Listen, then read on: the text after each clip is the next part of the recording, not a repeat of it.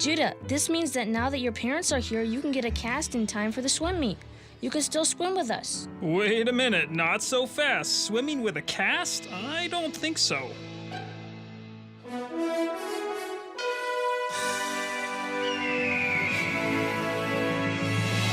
Hi, I'm Miss Jean. Join me on a trip to Discovery Mountain, where the air is clear, almost clear enough to hear your imagination, and where every day is an exercise in faith. Join me for today's expedition in Discovery Mountain.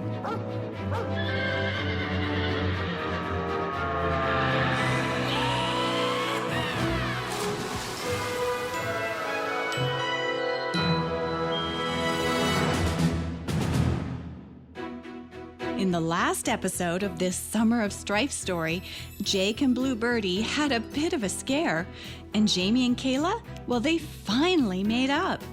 Judah and Ben had life-changing experiences that will stay with them forever. Well, it's now Friday morning at camp, the day of the swim meet. But poor Judah, he still has his wrist in a sling. Good morning, Jake. Looks like you're finding lots of good stuff in the breakfast line this morning. Oh, hey, Sarah. Yeah, the cook made waffles with applesauce. Oh, yum. Hey, Jake, has Rita heard from Judah's parents yet? Do they know about his broken wrist? I don't think so. I need to check with Mr. Reeder. Poor Judah. He's pretty sad about not being able to swim in the meet this morning. Oh, yeah. Poor guy. Oh, looks like he needs help cutting his waffles, too. Tough to do that with just one good hand. I'll go help him while you get your breakfast. Okay, thanks, Sarah. Waffles with applesauce and cinnamon. And then a little squirt of whipped cream to top it all off. Jake filled his plate high with breakfast foods, and as he turned to walk to his table, he saw Sarah helping Judah cut his waffles. Oh, brother, that's the difference between an expert counselor and a newbie. Jake, you've got to learn to think of the kids and not your own stomach. Counselor Jake. Oh, there you are. Oh, hi, Camp Director Reeder. Hey, we have some visitors here. These are Judah's parents. They got the message about Judah's broken wrist last night and rushed over to camp as soon as they could get here. Oh, well, welcome to camp. Would you like some breakfast? No, we'd really just like to see our son. Where is he? Oh, of course. Right over here. He's with Counselor Sarah, who's helping him. Let me put down this tray, and let's get right over. He'll be so happy to see you. Mom, Dad, hey! I didn't know you guys were coming. Oh, Judah, we were so worried about you. My baby is hurt. Are you okay? Mom, please, you're embarrassing me in front of the guys. I'm fine, really. How did you guys get here? I mean, doesn't Gracie have her ballet audition this week? Yes, but when we got the message about you, we asked your Auntie Carol to stay with her, and we rushed right up here. You did that for me? Of course, son. We love you. Well, thanks, but you didn't have to do that.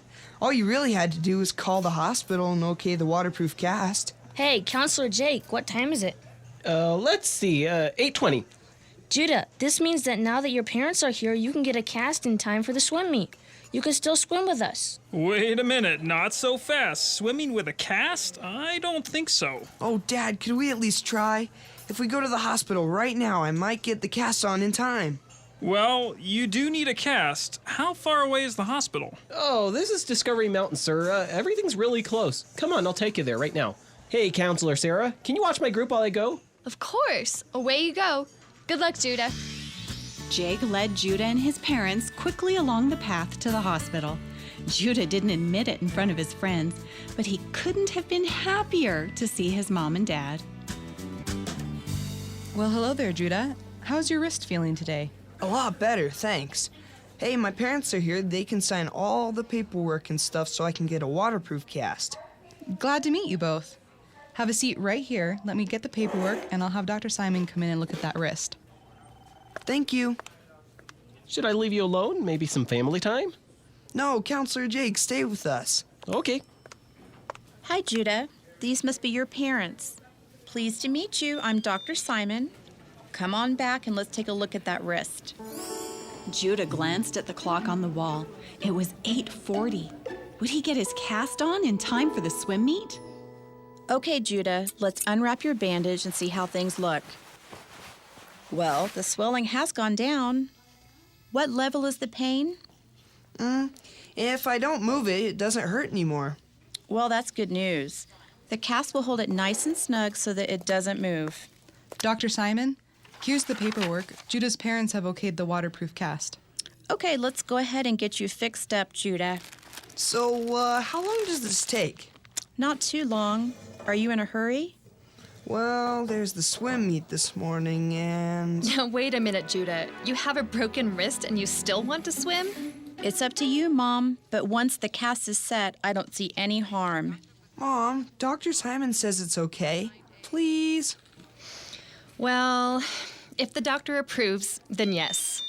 Okay, Judah, looks like you've got the all clear. Let me hurry and I'll get my supplies, and we'll wrap you right up. When the nurse is done, you're free to go. Follow up with your doctor at home in 6 weeks, okay? Nice meeting you. Good luck in the swim meet, Judah. Thank you, Dr. Simon. See, Judah, everything worked out. You and Ben are friends, and your parents are here for you. Son, after the swim meet, we'll take you home, okay?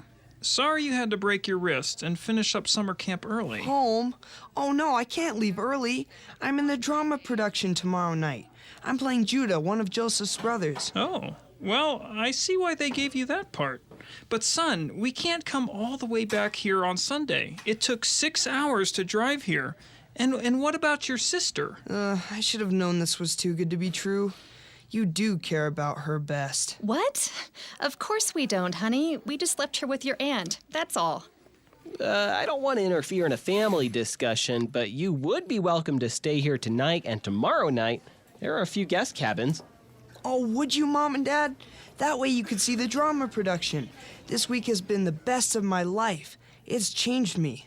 I can see that, son. Well, Let me call Carol and see if she can stay with Gracie a few more nights. I would love to see you in that drama production. Okay, Judah. Now this cast is going to go about halfway up your arm. It needs to hold your wrist in place so the bones don't move and they can heal. Do you know what color you would like? Black. All right, put your wrist right here and let's get you wrapped up. Judah looked at the clock. It was now 10 minutes past 9. Would he make it in time for the swim meet?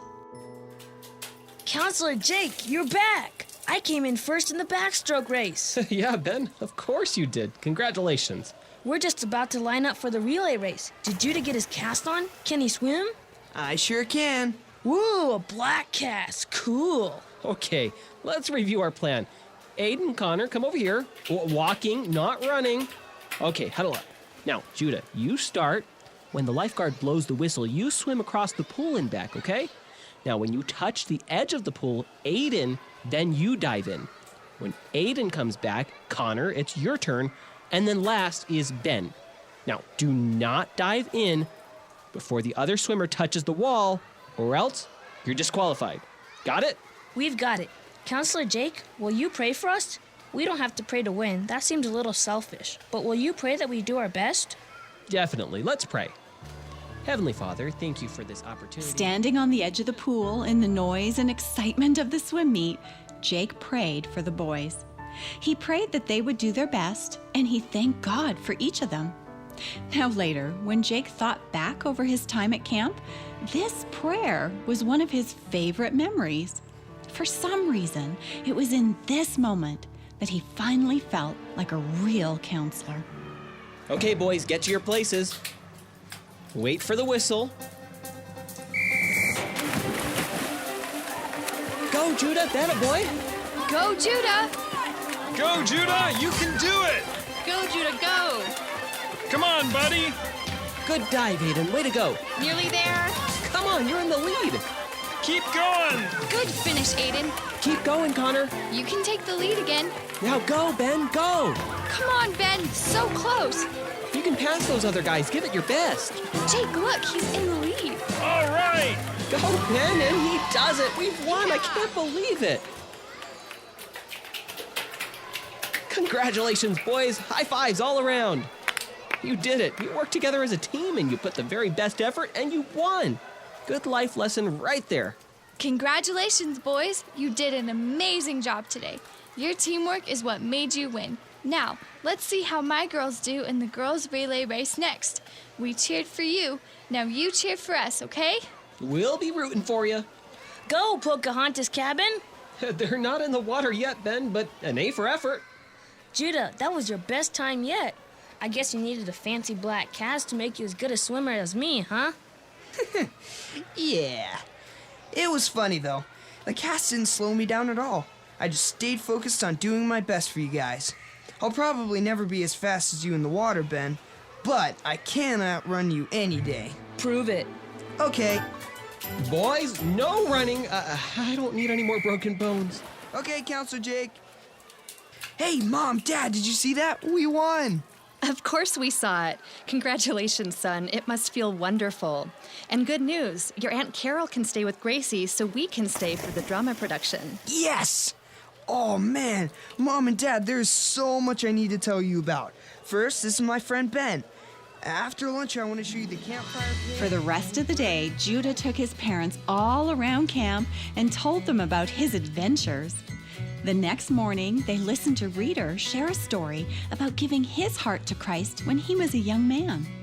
Judah watched his parents' faces. He wondered what they thought of everything. It was all so new. The night of the drama production finally arrived. Are you eager to hear it? I know that I am. Well, we're going to take a break, but don't you go anywhere. We're finally going to get to hear the story of Joseph right after this. Hi, kids. I know that you likely aren't listening alone, and this message is for the moms, dads, and grandparents listening along with you. Discovery Mountain is a brand new program for kids brought to you by the Voice of Prophecy. The Voice of Prophecy has been around for a long time, more than 85 years, and this program is just one of several that we have available right now or are planning to roll out in the near future. I invite you to listen to our flagship program called Disclosure, hosted by Sean Boonstra. Disclosure is a 1-hour program featuring relevant topics for today. You can listen to Disclosure on all of the major podcast platforms, on iHeartRadio, and online at disclosureradio.com. You fed your kids spiritually. Now, take a little time for you. That's disclosureradio.com. The campers have been practicing all week, and Miss Tamara and Miss Wendy have worked really hard. They are about as ready as they'll ever be for the performance. Judah felt extra anxious with his parents in the audience listening. He prayed that the message of the story of Joseph would be as inviting to his parents as it was to him. Well, it sounds like Camp Director Reader is ready to begin. Let's listen. Campers, camp staff, ladies and gentlemen, welcome to our production of The Story of Joseph. I'm Camp Director Reader. Jake, are you ready? We're about to begin. Places, everyone. Quietly. Places. Judah, where's your shepherd staff? I don't know. Lights, please. Judah, catch. A long time ago in the land of Canaan lived a 17-year-old boy named Joseph. Joseph was just one member of a large family. Joseph had 10 older brothers, 1 younger brother, and a sister. Jacob, his father, had many flocks of sheep. One day, several of the brothers were out taking care of their father's sheep. The older boys weren't behaving very well, and Joseph, as little brothers so often do, ran home to tell his father about it. Father, Dan, Naphtali, Gad, and Asher weren't watching their sheep like they're supposed to. My dear son, Joseph, don't you know that coming to me with tales about your older brothers won't help you? I'll talk to them, but they're going to know that you told me. The boy's father, Jacob, was right, but he was to blame, at least partially, for the older brothers not liking their little brother. You see, Joseph was born to Jacob when he was old. Rachel didn't think that she would ever have children, and then Joseph was born. Jacob loved this son of his old age. He even gave him a beautiful coat spun with many different colors of thread. The older boys were jealous. One day, Joseph had a dream, and he told his brothers about it. Hey, Levi, Judah, Gad, come here, guys. I had the most interesting dream. We were all working in the fields, gathering grain and tying it into bundles. Then my bundle rose up like it was standing, and your bundle stood up too, but they bowed to mine. Really, Joseph? Do you think that we, your older brothers, would ever bow down to you? Do you think you'll be in charge of us? I don't think so. Joseph's brothers hated him because of his dream. Later, Joseph had another dream, and he told his brothers and his father about it. This time, the sun, moon, and 11 stars all bowed down to me. It was amazing. Joseph, do you really think that your mother and I and all your brothers will bow down to you? Is that what you think this dream means? I think so, Father. Jacob scolded his son for speaking about his parents and his brothers so disrespectfully. But privately, he remembered the dream and wondered about it. Benjamin, I can't believe your brother, the son of your mother, had the nerve to say these things. Judah, he's your brother too. Half-brother, anyway. Well, I hate him. How dare he talk like this about us? Things were not going well for Joseph, but they were about to get a lot worse. Quick, quick, scene change. Cue the sheep. Sheep, ready? Go. Stop giggling, girls, and act sheepy. Joseph, I need you to check on your brothers for me. Really, Father? You know how my brothers have treated me since I told them about my dreams? I know, son, but I still need you to help with a family business. Now, I need you to go and see if everything is all right with them. They've been gone a long while. Joseph agreed and went to check on his brothers. When the brothers saw him walking towards them, they hatched an evil plan. Hey guys, here comes that dreamer. Let's kill him, put him in a pit, and tell Father that a wild animal killed him. Thankfully, Reuben, the oldest brother in the family, talked them out of this plan. Guys, listen. If you want to punish the dreamer, you could just throw him in the pit. No need to kill him. Hey guys, Father sent me to check on you. Hey, what are you doing? No, not my coat. Stop it. Ah! Can I have some water down here, guys? Guys? Reuben left to care for the sheep, but planned to come back and rescue Joseph later. The other brothers sat down to eat their lunch. And no, they didn't give Joseph any water. Camels, ready and enter now. Logan, fix your turban, it's falling off. Hey, do you guys see camels in the distance too? It looks like a caravan of Midianites going down to Egypt, probably to sell spices. Hey, we should sell Joseph to them. We shouldn't really kill him. He is our own brother after all. But think about it. We can make a little money from that dreamer. Sadly, the brothers agreed to the plan and sold Joseph for 20 pieces of silver. Hey guys, thanks for taking me out of the pit. Funny joke. Wait, who are these guys? No, wait, I don't want to go with them. Please don't send me with them. Please don't let me go, no! Hey, where's Joseph?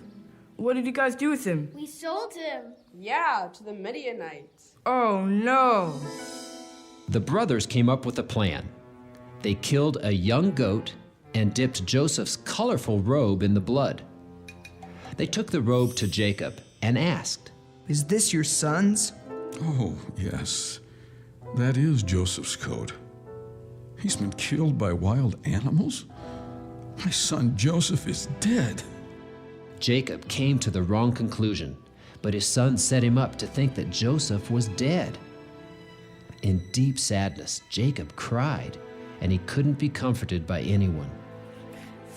Background change. Quick, Potiphar's house. No, Sarah, not that one. That's later. Potiphar's house. Ready? Roll it out there. God was with Joseph in Egypt and made him successful. The Midianites sold Joseph to Potiphar, a captain of the guard. Potiphar saw that Joseph, although he was a young man, was very good at managing things, so he put him in charge of his whole household. 38, 39, 40 shekels earned today from Captain Potiphar's wheat fields entered into the logbook. Well, hello, Joseph. Hello, Mrs. Potiphar. Your husband's not here right now. I know. Well, good day, ma'am. I must be on my way. Joseph wasn't just good at managing details around the house. He was also a very handsome young man. And Mrs. Potiphar noticed. Joseph avoided her, but one day she accused him of acting inappropriately. Captain Potiphar believed his wife and threw Joseph in jail. Girls, spin the backdrop. No, jail. Show the jail now. But God was with Joseph in jail. The jailer put him in charge of all the other prisoners. All right, prisoners, line up. Baker, you're on cleanup duty. Butler, you sweep the floor. As Joseph gave orders to the prisoners, the butler and the baker called him to the side. They'd each had a dream, and there was no one to tell them what they meant. God tells us what dreams mean. The interpretation belongs to him. Why don't you tell me? The men told Joseph their dreams, and God told Joseph the interpretation. Okay, here's what God revealed to me. Butler, great news. In 3 days, you're going to get your job back. You're going to go back to the palace and serve Pharaoh as his butler again. Wow, really? Thanks a lot. Baker, your dream is not such good news. It means in 3 days, you're going to be hanged for your crimes. No, this can't be happening. Are you sure? Are you serious? Oh no. I'm sorry to share the bad news. Hey, Butler, will you remember me when you go back to the palace? Will you tell Pharaoh about me? Okay, sure. In 3 days, it was Pharaoh's birthday, and things happened just as Joseph said they would. However, the butler didn't remember Joseph. Jake, quick, costume change. Take off that beard. You're doing a great job. Keep it up. Oh, thanks. I'm still nervous, but it's pretty fun. Oh, quick, throw me the sandals. Soldiers, roll out the new backdrop as you walk out. Pharaoh's palace. Take your places next to the pillars. Marcelo, put on your helmet. Don't drop it on the floor. Hurry. Reader is almost done with the intro. I can't find Mr. Garcia. Where is he? It's almost time for him to go on. Where is that guy when you need him? He needs to get his makeup on and his Egyptian outfit. And the pharaoh belt, don't forget that. Oh, Mr. Garcia, come on, you scared me. Don't you move a muscle. You're almost ready to go out. Now, go. 2 full years passed before the butler remembered Joseph. By this time, Joseph was 30 years old. One night, Pharaoh dreamed, and the butler remembered the Hebrew who had interpreted his dream. So Pharaoh sent for Joseph. Joseph shaved, changed his clothes, and stood before Pharaoh in his court. Young Hebrew, what is your name? Oh, Pharaoh, I am Joseph. I had 2 dreams, and none of the wise men in Egypt can interpret them. Tell me your dreams, Pharaoh, and God will interpret them. First, I dreamed that I was standing by a river. Then, walking out of the river were 7 healthy cows. As I looked at them, 7 more cows came out of the river, but they were skinny and looked like they were sick. Then the strangest thing happened. The skinny cows ate the healthy ones. Interesting. Tell me the other dream. In my next dream, 7 heads of grain grew on one stalk, and they were healthy and full. Then, on the same stalk, 7 thin, sickly heads of grain sprouted. Then the thin heads swallowed up the full, healthy heads. None of the wise men can tell me what these dreams mean. Oh, Pharaoh, God interprets dreams. Your dreams both mean the same thing.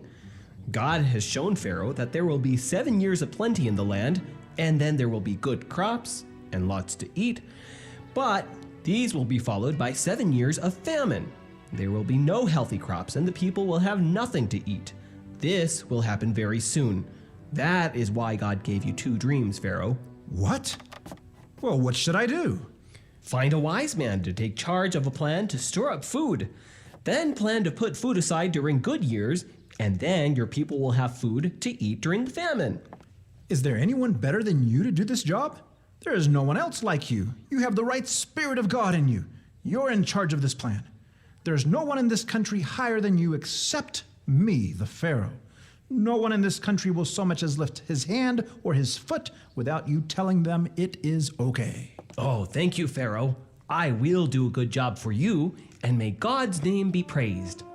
And so, Joseph became the second most important man in all of Egypt. A big step up from the little brother in a pit. During the 7 good years, Joseph worked hard to organize the people.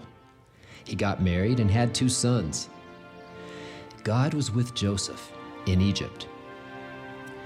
Did he ever think of his brothers? The brothers that were so jealous of him and so competitive? Did Joseph ever think of their faces as they laughed when they sold him for a few pieces of silver? What would Joseph's brothers think of him now? Ladies and gentlemen, that is the end of Act 1.